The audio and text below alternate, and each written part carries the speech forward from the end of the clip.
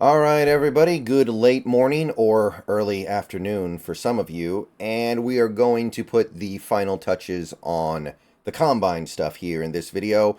We're going to take a look at what the offensive players did, some of the guys that kind of slipped through the cracks because some of them hadn't done all their drills or all their work by the time I made the video talking about them. Some of this is bench press stuff, which we didn't find out about until the following day. So let's just go ahead and get right into it. These are offensive guys, since the first video was the defense. And we're going to lead off here with a couple of quarterbacks that I think made some positive progress for themselves. Although this first guy, I don't know if he did enough to get drafted or anything like that, but Keaton Slovis, who's a guy that I've had my eye on for a couple years now, but I kind of lost interest in him last year because he had just been in college for so long. I thought he actually had a pretty good combine. He was the only quarterback who had an impressive 40-yard dash, 4.55. His explosiveness is okay. His broad jump, almost 10 feet, is nice. His size is workable at the very least. It's like an NFL quarterback size. And when he was doing the throwing drills, I thought he looked fairly good. So I don't know if it was enough to get drafted, but maybe it's enough to be in the NFL because before the combine, I wouldn't have said that he was going to be an NFL quarterback. Now I think it's slightly more likely. Again, it's not much, but it's something, and it's very possible the Seahawks are not going to be looking for a quarterback until late in the draft. If they do that, then a guy like this is going to be appealing, maybe. And the other quarterback who I think had a good combine because so few guys did much was Joe Milton. And this goes without saying. The dude's a beast. He's a monster. 6'5", 235 pounds, 33 and 3/8 inch arms. Only I think Penix had better physicals than him. And when he threw the ball, when he was throwing the ball, it just jumps out of his hand. An absolute howitzer, man. Just an absolute cannon on that arm. And I continue to be enamored, even though he's not a very good quarterback right now. It's going to take time. It's going to take luck. It might never happen. But if you can get Joe Milton in like the 6th round, which I think is reasonable at this point because he's not a good quarterback, I think you're not going to be too disappointed. Worst case scenario, maybe he changes position to tight end. And then you've got a great physical specimen at tight end. He also did his jumps and was quite explosive. 35-inch vert, 10-foot 1-inch broad. Very nice for a quarterback.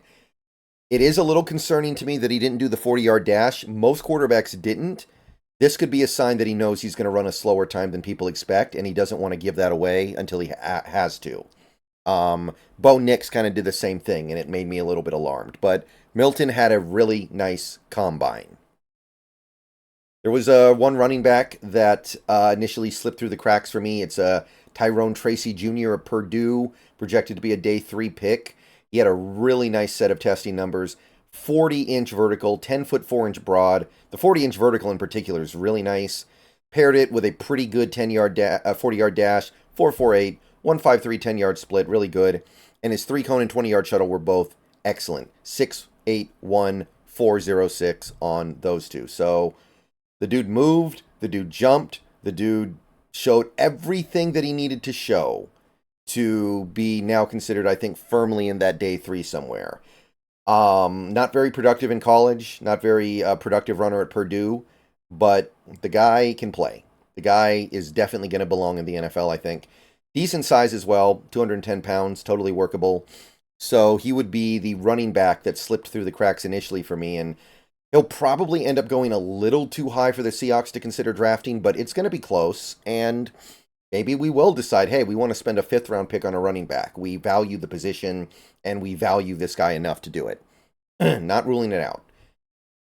There was also a receiver that caught my attention, and this was a guy who was getting a lot of attention anyway because of his family lineage. It's Luke McCaffrey, the Rice receiver. Measurements were just okay, 6'2", 200 pounds, short arms, so we don't love it. But he ran a really good 3-cone, so he's got great change of direction, and he ran a really great 20-yard shuttle. So his ability to move in space, his ability to run routes is physically all there. 6'7" 3-cone, 4.02 20-yard shuttle. Those were some of the best times we had. Not that a lot of people were doing those drills, straight up. Very few receivers ran the 3-cone and 20-yard shuttle, but of the ones who did, he was probably the best. 10-foot 1-inch broad jump, 36-inch vertical, both play. Both definitely play. Good 40-yard dash, but in a really good 10-yard split. 152 for a wide receiver that's almost 200 pounds. That's going to get it done for me. That's going to definitely jump off the page a little bit. So he didn't test amazingly, but again, we got to remember, this is a guy who's probably going to be there in the 4th or 5th round, maybe even the 6th. If I had to guess, I'd say 5th round. You're going to get your money's worth at that 5th round spot, I think, and I think he tested well enough to be firmly in that range. Maybe he bumps up to the 4th after this. He is one of these legacy kids. He is one of these guys who has family in the NFL. That usually helps. That usually has a positive impact on these prospects. So, Luke McCaffrey. If you're looking for a sleeper receiver, he would be on the list. Pair him up with the guys that I talked about a couple days ago in the previous Combine video. So, next would be a tight end, and I already talked about most of the tight end stuff because a lot of the tight ends didn't do the other drills. But there's one thing I want to call out here. Tip Reiman, who is already getting some attention anyway because he's a bigger tight end, 271 pounds, 6'5", so he could potentially be like a 6th offensive lineman out there, and he tested well for a guy of that size. He 4'6", 440, 155, 10-yard split. That's actually pretty decent for a guy this big. 33.5-inch vert, 10-foot 1-inch broad is okay, especially for his size. It's actually... It works. It totally works. We have to take things in context, right?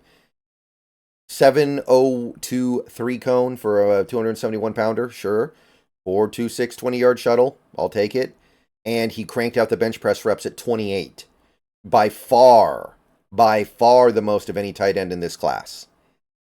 So we have to keep in mind that he was the only tight end to do the bench press, but semantics, I say. So Tip Reiman, already very intriguing, became more intriguing with this combine. He's a phenomenal physical specimen. It could be kind of like a Darnell Washington effect. I don't think it's going to be that extreme, but I think this guy's going to make some noise over the next couple of months here before the draft. So Tip Reiman, definitely a name to keep in mind. Dylan McMahon was a guy I failed to mention in my previous video. I didn't love the initial wave of testing, but he showed some phenomenal change of direction abilities in his 3-cone and 20-yard shuttle. 7.26, 4.33 for a guy who's 300 pounds. And he is a little bit on the smaller side, even as far as centers go at that weight, but it should be enough. It should work well in his own scheme. And his athleticism, while it didn't immediately jump off the page, like 5'1", 175, 33-inch vert, 9'7" jump, it all kind of paled in comparison to Bortolini. It's actually really good, and these 3-cone and 20-yard shuttle drills tells you he knows how to, he's a good change of direction guy. He's a good guy in short, small areas. So Dylan McMahon, I think, becomes very appealing to his zone scheme offensive line. I like what he showed, and he wasn't a guy that I was talking about initially.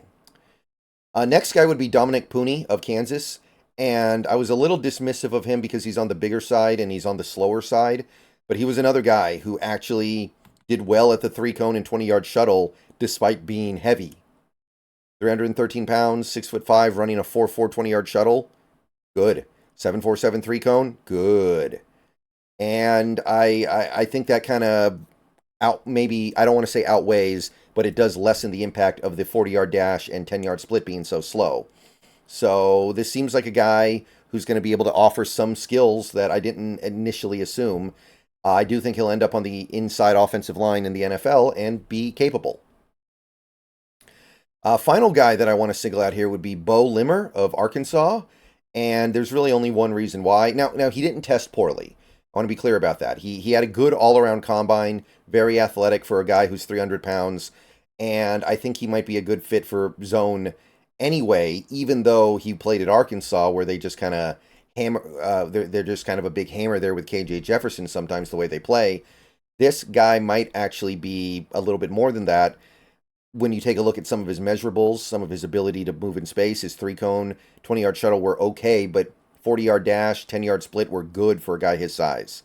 Good explosiveness as well, but 39 bench press reps dominated the field. By far the most of any offensive lineman this year. 39 bench press reps. This guy is strong. So we got to call that out. Got to boost him up a little bit just for that.